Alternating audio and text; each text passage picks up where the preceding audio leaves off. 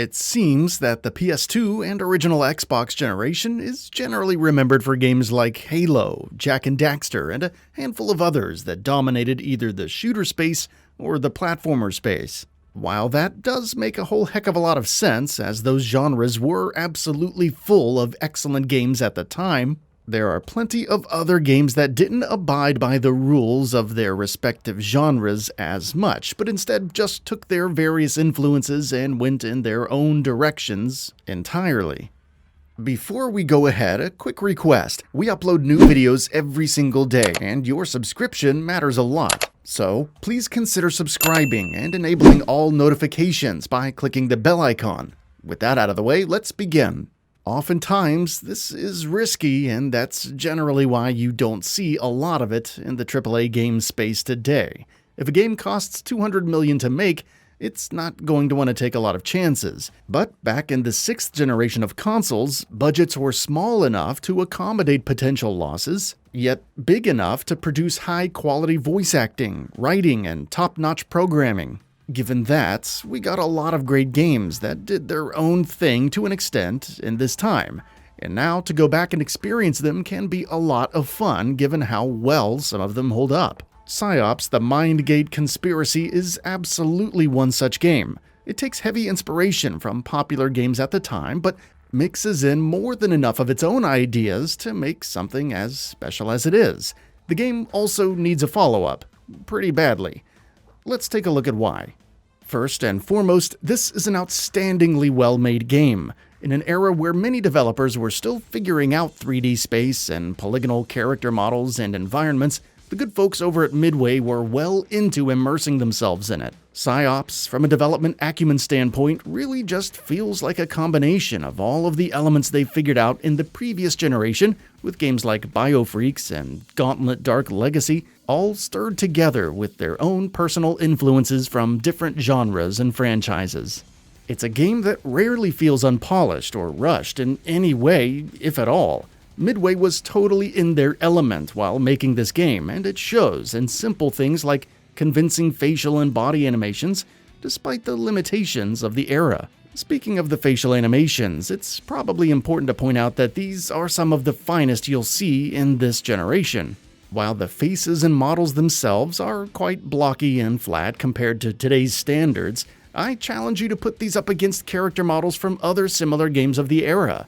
They look and move far more convincingly than anything you'd see in Red Faction or Black, but also have far more personality backing them up with great voice acting and writing, which was also far ahead of most games of the time.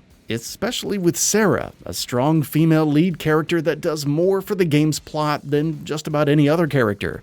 Having a female lead that adds more to the experience than just being eye candy was a bit of a rarity at the time, so the way she's handled here is all the more impressive. It's also worth noting that the villains are about as versatile and wide-ranging as you could expect from a game. In fact, I'd say it's right up there with Metal Gear Solid 2, which is clearly an influence on this game in myriad other ways as well, in terms of its villains and boss battles. From the General to Wei Lu, the bosses are nothing if not varied and unique. The battles themselves might not quite rise to the heights of something like a battle with Metal Gear Ray, but they are all fun and unique enough to more than break up the gameplay and add lots of special sauce to the game as a whole.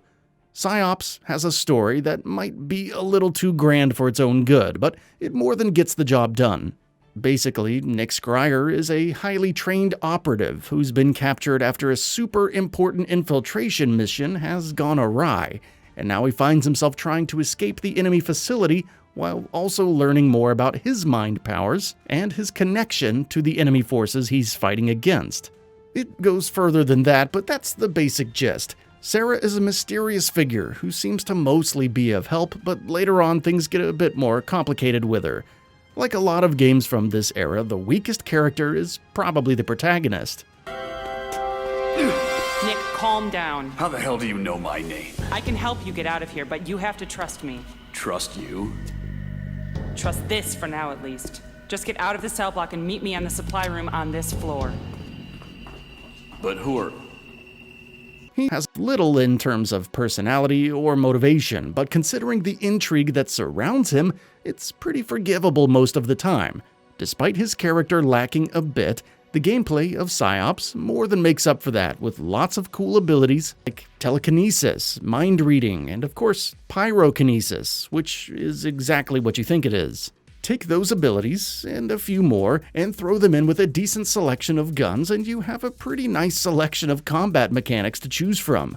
Learning these psychic powers as the game progressed gave you a sense of agency that most games of the era didn't really afford.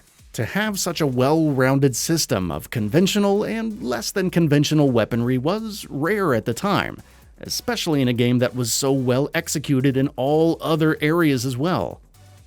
The game needs a follow-up for a lot of reasons, but the fact that it ends on a cliffhanger is probably the most immediate one. Right when it seems like everything is finally coming to a head, the game gives you a big fat "to be continued," which might have felt a bit unsatisfying at the time, but certainly doesn't distract from how fun it was to get to that point. Now that Midway has all but disintegrated into parts that have been absorbed by other companies like Warner Brothers Games, it's hard to say where the IP ended up and if we'll ever get a sequel. But the best we can do right now is to just remember it for what it was, and not let it slide any further into undeserved obscurity. Psi-Ops, the Mindgate conspiracy, has much more going for it than most seem to remember. Great presentation, great gameplay, outstanding physics, the list goes on. Whether it's faded in our memories because people are confusing it with another title or what, I do not know, but the fact still remains that Psi-Ops is one of the better games from its time, yet still remains in a somewhat hidden gem status despite this. It's a game that blends ideas from Metal Gear Solid, Splinter Cell, and maybe even a bit of Disruptor with its own ideas and comes out as a really nice package overall. It may not be everyone's cup of tea, but at the end of the day, it's impossible to not recognize and respect how well everything is stacked up with the finished product. Maybe one day, whoever ended up with this IP will take a serious look at it for a follow-up, maybe not. But we'll always have this gem on our PS2s and Xboxes at the very least.